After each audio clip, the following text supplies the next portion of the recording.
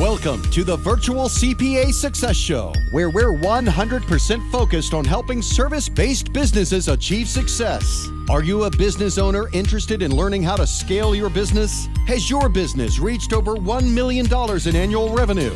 Then this podcast is for you. Hello, everybody. Welcome to today's podcast. Really excited about today's show for two reasons. One, we have a substitute Jody in place here. So Joey Kinney is joining us. And Joey is really like a taller, better hair and funnier Jody. So we're in really good hands today. So welcome to the show, Joey. Thank you, Jamie. Appreciate it. Sorry I didn't wear my Hawaiian shirt. Yeah, where's your Hawaiian shirt? You really, I didn't realize that was a prerequisite. Yeah, so excited to have Joey on. I work with Joey every day, and he's a key to what we do here at Summit. But he's going to join in on this interview. And today we're interviewing Robert Jordan from Interim Execs. So Robert's going to talk to us about leadership styles, which I think is a really relevant topic right now as people are trying to build their teams and make it bigger. So welcome to the show, Robert, and tell us a little bit about yourself. Thanks, Jamie. Good to be with you and Joey. As you said, I'm one of the managers, one of the partners at a company called Interim Execs. And because of that work, being a matchmaker around the world, organizations that need C-level leaders, we have come across thousands. And that ended up in research on leadership style, 4 winning styles among exceptional leaders. And that led to writing a book called Right Leader, Right Time. Great. So why don't we start there? We've had a lot of people on the show that have written a book, and I think everybody has a different experience. And we know it usually starts with an idea, but if you want to kind of talk a little bit about that process of writing a book and really how getting all the information for the book came about. Sure. I mean, I'm sure I share this with your other authors about what a head-banging experience it is to do a business book, and I hope none of the people. You know, I've listened to some of your podcasts. I think you're great. I haven't heard them all, but I hope none of them actually said, oh, sure, this is a great way to make a living, to go write a business book. In the case of our book, my co-author and I, Olivia Wagner and I, was the results of 6 years of research and interviews and writing. And what prompted it was one really negative thing and then one really positive thing. The negative thing was that in the course of about 7,000 executives showing up on our doorstep over a span of 10 years, that among the majority, we saw this pattern that was not so great. The majority of executives showing up, while you could describe their careers as okay, you wouldn't say they were exceptional. And that was disturbing. And we could talk about that. It was a cautionary note. But when we were looking at the top 1%, 2%, 3%, these are exceptional leaders. And among exceptional leaders, we saw one of 4 what we call leadership styles, referring to a process, an approach, and a system that these leaders adopt over time, and that we could see was contributing to their success. Does that make sense? Yeah, it makes a lot of sense. What was the positive? There you go. What's that? What was the positive? You said you noticed one negative, one positive. What was the positive that you noticed? Well, the positive is that because they had a distinct style, and we gave these 4 styles labels, fixer, artist, builder, and strategist, was that because they had committed themselves, their careers, and the kind of roles they were going to take on to becoming more and more excellent inside one of those dominant styles, they were exhibiting far greater success. At the same point, you know, it's easy for us to say, you know, an organization is always, let's collaborate, you know, we're a team, we got to act together. Well, the reality is for a lot of leaders, that's very hard to do, because if you're not secure in your own style, if you're not confident in what you're doing, it's really hard to actually trust other people who may do better than you, who will be doing better than you. So there were these commonalities among exceptional leaders, and you do not see that in the average. Joey, if I was to sum up among the average kind of leader, the number 1 point of failure, it was attempting to be all things to all people. Now, if you say that to somebody, you point out, say, you're really kind of boiling the ocean here. That's not an effective strategy in your career. They would deny it. There's these, we would talk about these D's. There was kind of delusion and detours in these career journeys, and you don't see that among exceptional leaders. What you see among exceptional leaders is a higher degree of accountability and measurability. You'll hear from an exceptional leader who'll say, well, I took my division from 100 million to 400 million in 6 years. That's a form of accountability. And among average leaders, you don't tend to see a lot of specificity, for example. Great. Now I think that's fascinating. And you mentioned the four types of leaders, and I didn't have my pen fast enough, so I only got one of them, but I'm going to have you walk through each of them, but take a pause between each. So Joey can ask questions or I can ask questions as you kind of talk about that type of leader. But the first I heard was fixer. So if you want to talk a little bit about the fixer leadership style. Sure. And if you want, I can give you a little description of each. The four are fixer, artist, builder, and strategist. In the book, we refer to it a lot as FABS or FABs. And so, for example, there's a leadership assessment that's also coming out. It's a free 3-minute tool if you or your listeners want to try it out, and that's called FABS Leadership Assessment. Okay, great. So Fixer is the energy that loves running into the burning building, right? Standout example in the world today as we're recording this is FTX, massive global blow up of a crypto platform. And the court instantly appointed a guy named John Ray, who we would describe as a classic fixer leader. Meaning, for example, in John Ray's career prior to FTX, where was he? Enron. So, you think about yourselves in your career or leaders, other leaders around you. We all have to solve problems every day, right? We're not trying to pigeonhole any one of us to say, hey, you're just this and nothing else. What we have observed of exceptional leaders is they tend to have a dominant style or a dominant and a secondary style. So for fixer, what it means to have that as a dominant style is not only do you love running into the burning building, but you kind of need to do that time after time. So you couldn't have taken John Ray after Enron, right? It was a massive blow up in the early 2000s ongoing, or like a failure like Lehman, right, in the Great Recession. You can't take folks like that are expert in crisis, and after the crisis is over, or say, oh, we're going to give you something really steady state now. There are really no problems here. For exceptional leaders, that will not work.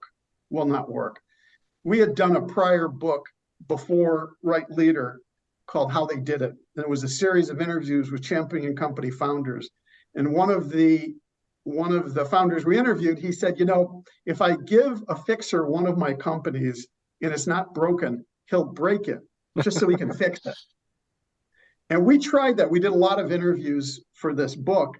And when we asked fixer-oriented leaders about that quote, it's kind of like a dig. I thought it was like a dig because I'm not wired as a fixer. I mean, to a man or woman, that the leaders would say, so what of it? Like to them, it's like, of course you should break it. Well, that's not the way other leaders think. Right? I mean, I help run a company and I'm investor in a lot of companies, and problems happen all the time, but I don't get my energy off of it. That's where a fixer would say it's like an adrenaline rush. They need this. So if you're someone who's trying to identify which leadership style you are, what are some of the dominant traits that you look for in a fixer, both positive and negative? I think you hit maybe a little bit of the negative, in that fixers will probably tend to find problems when there aren't there. If you're a hammer, everything looks like a nail. But what are some of the positives that you'll look and see when you're analyzing these things? Well, fixers need incredible challenge. And for fixer-oriented leaders, they can see this. You see this in their careers. Early on in their careers, they're smart, they're energetic, and someone in the organization says, we got this problem in another country. We have a problem in another division, or a problem with a set of clients. And Joey's a really sharp guy. And nobody else could solve this problem, so let's give it to Joey. And they may even be thinking, this ain't going to work. you go in and you crush it. Takes you 6 months, takes you a year, 2 years, whatever it is, but you're hooked. You're hooked. And you can't go back to steady state. That's how you know you're wired as fixer. So all kinds of traits that we describe. And if, for example, you take the assessment, you get a free PDF with this thing and it'll describe each one of the 4. But fixer tends to be what we would describe as a linear style, which is to say successful leaders who save organizations, save companies, love to do turnaround. They tend to do one at a time. It's interesting. So Jamie and I both like to talk about sports a lot. And whenever I think of a fixer, I think of English soccer, where there's certain guys they'll bring in if your team's about to get relegated. They bring in this person, like this guy is the specialist in saving this team from relegation. I'm like, that's a fixer. That's somebody who says, I've got to win 6 of my next 9 games. I haven't won any all year. And we're going to, go gadget copter this team together and win 6 of 9 and stay up. So I like what you're saying there, where it's this person thrives in that type of arena. And I'm not a sports guy, and we're not trying to make more of this model than we think it applies in business and organization. But at one point, I interviewed a former major league relief pitcher, one of the pitchers from the White Sox, and he originally was just a starter, and he did okay, but he thought he was going to get cut, and he had a chance to become a relief pitcher. And he jumped at it because he wanted to stay in the majors. And to a sports ignorant person like me, it's like, yeah, you're a pitcher. He was like, no, you don't understand. He said, if you're a starter, you're pacing yourself because you're going to go the whole game. You hope to go the whole game. He said, a relief pitcher, he said, you have to go crazy. He said, you have to bring everything you have basically into one inning and just go nuts. And he said, if I was having a bad day before the game, he said that anger was the greatest thing in the world that he could bring to bear. And so it was really interesting that even in what he was doing, that there were these same elements. Like, for example, what you hear about fixer-oriented leaders is one thing they love it is generally because the building's on fire, they get alignment from stakeholders far faster than in businesses that are growing or steady state. In businesses that are doing okay or better, everybody has a say in how you're going to continue to grow and what should the new products be and acquisition strategy and all that, right? You know what I'm talking about. Mm-hmm. Well, when the ship is sinking, everybody gets aligned very fast. And it's interesting that, for example, those leaders, they love that sense of how do you align everyone around you much faster. As long as it doesn't last too long, right? You don't want the ship sinking for 3 years because then people get burned out, right? Like, I think that's I was a fixer for a good part of my career in accounting. I'd come in and I'd find the messiest accounting clients I could or companies I could, and that's who I'd work for, and definitely enjoyed it. But yeah, like you said, if you do it for too long, you get a little burnt out. So let's move on to the next one, which I'm really curious about hearing is the artist. So let's talk a little bit more about the artist leadership style. Yeah, artist leadership, Jamie, is the one we say to your peril if you're wired this way. This is my wiring. The reason we say to your peril is because the artist leader views the world as a blank canvas or a piece of clay to be molded. Now, that's all wonderful. We live in an age of, and this isn't necessarily entrepreneurship, but, standout leader like Elon Musk. This is someone driven by innovation. Historically, Thomas Edison, artist leader. Steve Jobs, artist leader. That's all well and good. That energy, though, has to get matched up with an ability to actually execute. And for a lot of artist leaders, they're the renegade on the team. They're the rebel. They're not necessarily agreeable. They're capable of these discontinuous leaps that are not necessarily logical, especially for stagnant businesses, though they're vital. Doesn't mean they're going to be liked. Doesn't mean that every idea is going to work. Most are going to fail. That is part of artist wiring is that it has an entire, like, for example, fixer, you can't fail a lot and be a fixer. Fixer, you can't screw it up. Market forgiveness of fixers who screw up, not high. You can't sustain that as a career. Artist, oh my God. I mean, the romance around, Elon, and I'm not talking about Twitter.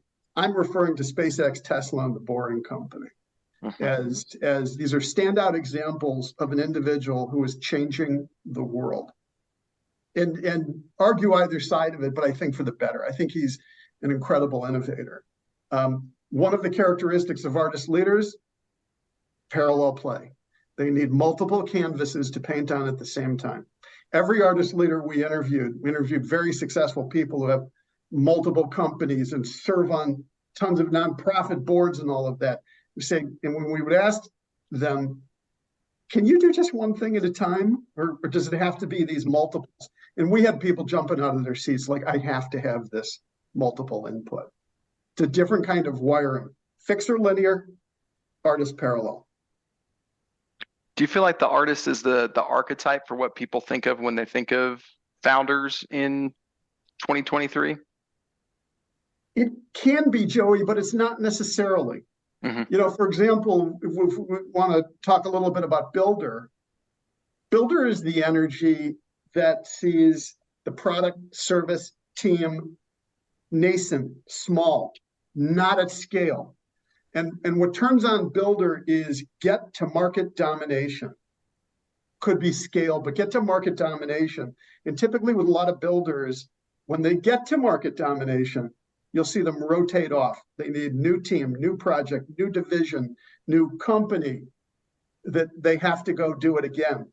And so the overlap here between any one of these and founders or entrepreneurs is we just think it's an overlay no matter what kind of organization.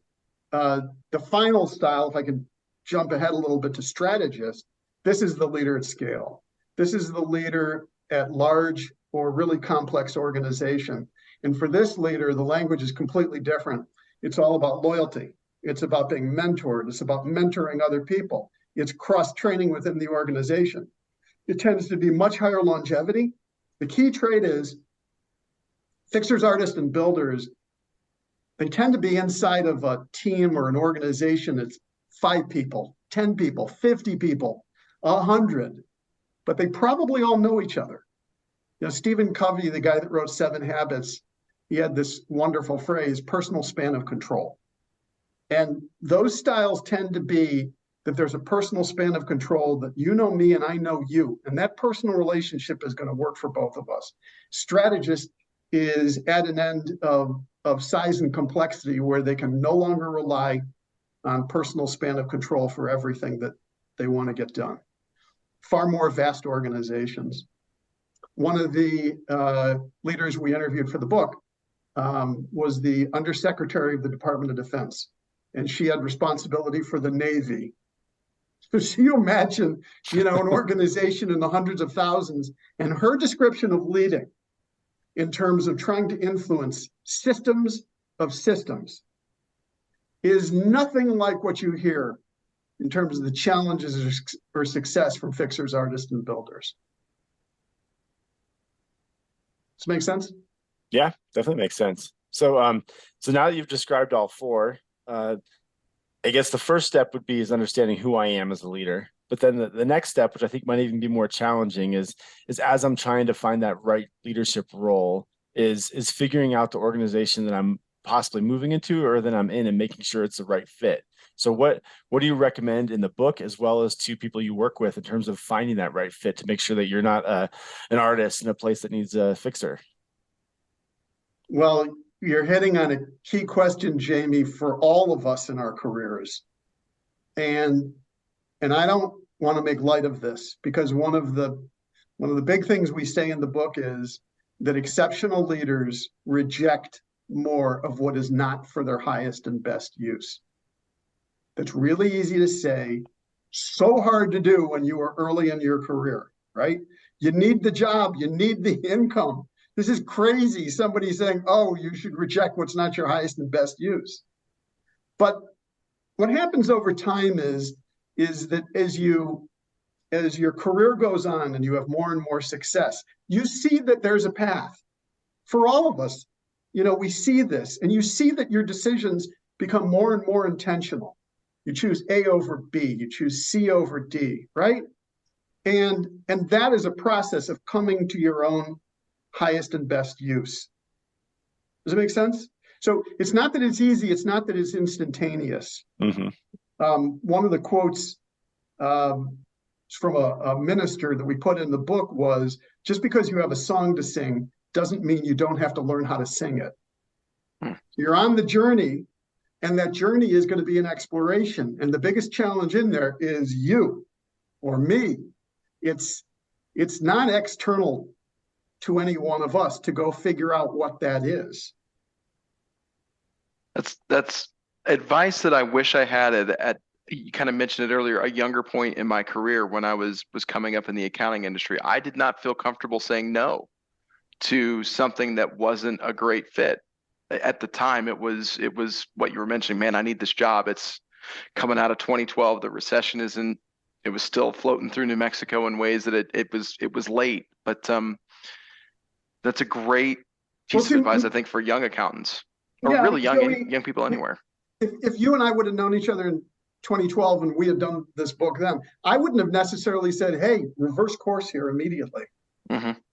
I think these are more subtle. I mean, when we were first working on the book, there was a book, we have book agents and publishers and all that. And one of the book agents was like, is this really the case for myself? This was a really successful agent. And I said, well, let's look at it. Look at your career. And he had been New York Times editor and then become a major agent. And as he was thinking about it, he was like, I can kind of see how this path was forming. Mm-hmm. And, look at the word decision. We make decisions about our career. Decision is a word coming from the Latin, which means to kill off. That's what it is. And so in a way, that's what you and I are doing in our careers as we progress. We kill off certain options. We live in the age of FOMO, mm-hmm. which is the inability to decide. This is made much harder because we're all distracted. We're all looking at our phones 200 times a day. And it makes it hard to kind of listen to this, the internal, the still small voice in you, which says, this is the direction I need to go in.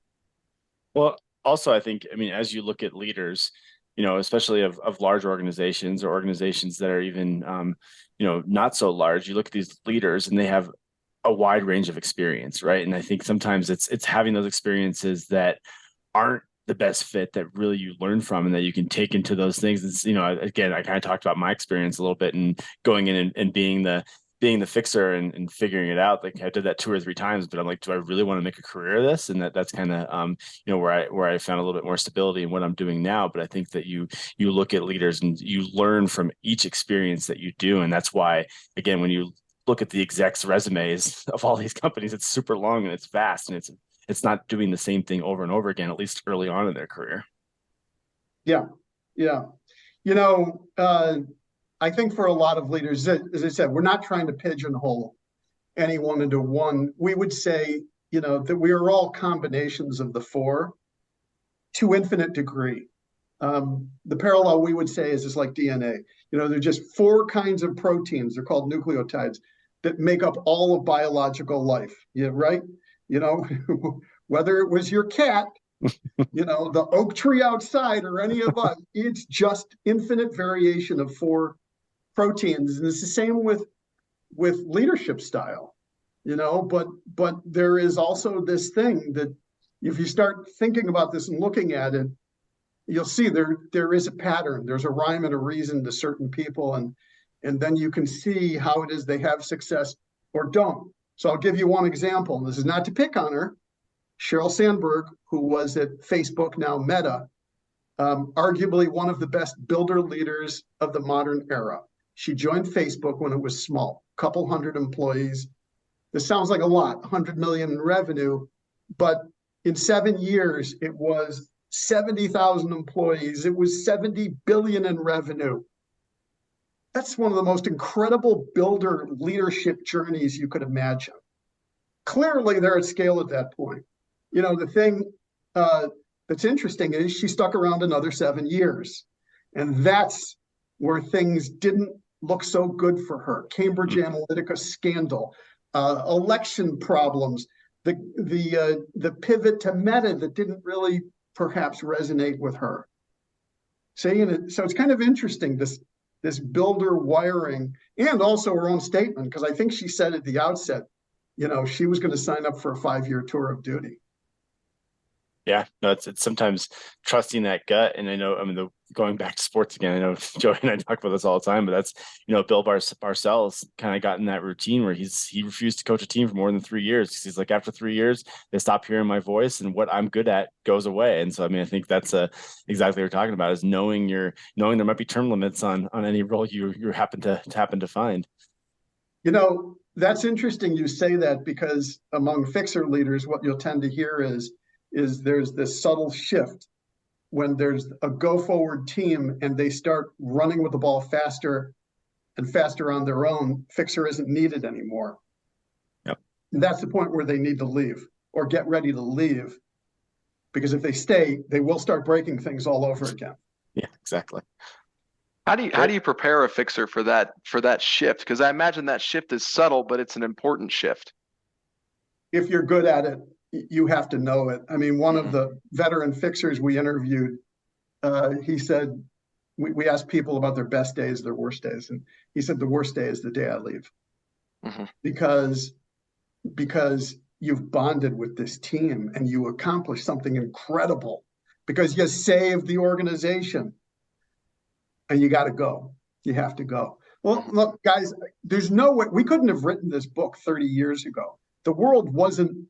We were still 30 years ago in this mindset of lifetime employment. Mm-hmm. You get out of school and can I get a job at General Motors and just stay there, advance, but stay there. Now, Reid Hoffman, the founder of LinkedIn, he had a speech he gave to new employees, which is, we understand this is a tour of duty for you. You may stay here a long time. It may be not so long. The presumption was nobody's staying here forever. Right? And so how do you maximize that experience for the company and for the individual? This is radically different kind of world in terms of how we are all working and employed and see ourselves. And even more so now since the pandemic, because there is so much more that is remote.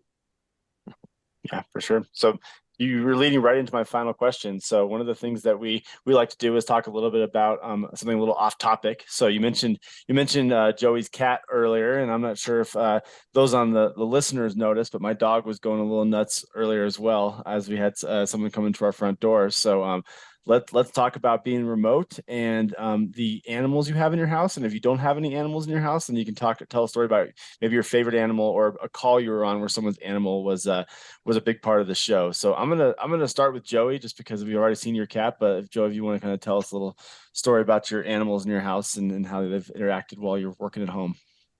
Yeah, so I'm still relatively new to the work from home game, but my wife has been doing a remote accounting job for 4 years. So at some point, I'm pretty sure every one of our 3 cats has been on a video call at some point. And what's great is they're all really, really good at putting their butt right in the camera for everybody to see. Because of course they want to face us. They want to face us directly in our face and get all the attention that they deserve. So I will say it is nice to work for a group, and I think as we're getting more in the remote world, people are getting more comfortable. These are our lives. These are our animals. This is as much a part of our life as anything. So always good when one of the cats joins the call and says hey to everybody. All right, Robert, how about you? Any pets at home? All right, Jamie, you gave me the opening, so I don't. This is now we're going to go into a 2-hour podcast because I'm going to put up for you guys so you can see Norman. Oh, hi, Norman. Adorable. This is Norman the Bernedoodle, and Norman and I share an Instagram account that has nothing to do with business. It's called Norman.Clacher on Instagram, and Norman is kind of my secret agent element, because in my spare time I paint, and so I've started to have more and more gallery shows. And who can resist Norman? Look at that! Yeah, adorable. So Norman and I are pretty tight. Great. So, By the way, I'm going to give you all a business idea. okay. Okay. Here it is. It's a free gift to all of your listeners. Seriously, someone could do this. All right. I saw, Jamie, you worked for Frontier. I did. Yes. Okay. Here's the idea. All right. Anybody listening and you do this, you're welcome. All right. I was complaining to someone because Norman weighs 35 pounds, right? Unless you're going to fake it with this service animal stuff, you Which can't most get people it. do. Wrong. So Norman can't fly on a commercial flight. Okay. Someone needs to start a puppy airline. And what it is you can fly with your dog or cat. That's it. There's the human seat, and then there's the seat for your dog or cat. I mean, come on. We're talking about so many millions of people that have pets that would love to fly with them. I mean, I drove 4 days with Norman just now, Chicago to California. If somebody would have said, hey, there's a flight to LA, it's, the puppy airline. Oh my God. So What do you think? airlines, You're you the think about Frontier. airlines, their biggest expenses are obviously the planes and then the fuel. So I think that company, their third largest expenses would be the insurance for when the dogs are getting in fights throughout the flight. So yeah, it's a great idea, but yeah. Okay, maybe you have to have a carrier. You have to figure out some kind of insurance policy there. But no, I love it. Or each seat is its own pod, kind of like we were doing in the pandemic when we were going outside to eat, and it's like we've got a little dining pod here. You can make it all, you can see through it. Everyone's interacting. Pods, right. Yeah, exactly. Yeah, that's I'm just picturing a dog park in the air, and that just sounds like a fun little experiment. Well, I don't think this is a carpeted cabin. I don't think it's a carpeted cabin I'm picturing here. Yeah, not at all. And the cleaning crew would have to jump right in. So yeah, this is a good idea. And you see the artist leader coming out? Do you see? You're talking to two CFO consultants here who are going to sit here, and we could talk about this for the next 45 minutes with us asking a bunch of questions, because that's just how we operate. But I want to make sure we don't run too much over on time. If we're ready. You want to start? We can form the LLC. Let's do it. There we go. Awesome. Great. Yeah. So, I mean, anyone that listens knows I have a ton of pets. So I'm going to talk about them all, but I have normal pets like my dog, who always sits right next to me. And then I have some more exotic pets like a bearded dragon and a turtle and mice and hamsters. Pretty much any pet you can imagine we have in our house. Our family's big animal lovers, but luckily none of mine really are able to jump up on the screen and show their butts. But Blossom does tend to bark when someone rings the doorbell. So I have to have my mute button really quick when that does happen. So that's great. Great. So that's coming to the end of this episode. As always, let's end with giving our listeners that final thought. And Robert, when you kind of talk about your final thought, you can talk about how people can get hold of you and where to find your book. So we'll let you start. Thanks, Jamie, and thanks, Joey. People can reach me at interimexecs.com. Great. Any final thoughts for our listeners? Well, I would, my one repeat, which again, easy to say, hard to do, is over the course of your career, the more that you can reject what you feel is not for your highest and best use, the better off you're going to be. Great. All right, Joey, what'd you take away from this podcast? What I took away is that I've got to spend a little bit more time on the assessment. Would you mind telling us where to find that assessment again, Robert? The assessment is at rightleader.com, and you'll see an assessment tab, and just click on there. It's about 3 minutes. Perfect. I think that's the very first thing I'm going to do as soon as I get off this call and see kind of where I fit in. And again, as someone who also identifies as a fixer, it's hard for me to sometimes say no to things that maybe need fixing. So, we'll really refine trying to get in the right seat at all times. So first off, I want to say Joey's in the exact right seat. So if he takes that test and try to switch jobs, Robert, you're in big trouble. I'll tell you that much, because I can't live without Joey. It'll be our fault. Doing what he does. It'll be our fault. They're just wrongly calibrated tests. Sorry, Joey. That's okay. We'd have to follow my sword there. Awesome. Yeah, no, my final thought was, I think it's important to know who you are and what your style is. As someone that does a lot of hiring, both at our organization and then with my clients, I think one of the worst mistakes you can make as a hiring person is to put someone with the wrong personality in the wrong role. So I think that is a big key when it comes to filling, especially those higher level seats. You know, you want to make sure that you understand where you are as an organization and get the right person in that role. So I think that's something Robert might be able to help with. So feel free to reach out to him. But yeah, definitely appreciate all you bringing this to the episode. And Joey, thanks for filling in for Jody. I may have to bring you in more often because this was way more fun than when Jody's on here. So I doubt he'll listen to this and hear that, but want to make sure everybody knows. So. Thanks, Jamie. I appreciate the chance to hop in and say hi. Yep. Thank you, Robert, too. Thanks, Jamie. Thanks, Joey. Enjoy this podcast? Visit our website at summitcpa.net to get more tips and strategies for achieving business success. We're here to be a resource in this ever-changing industry.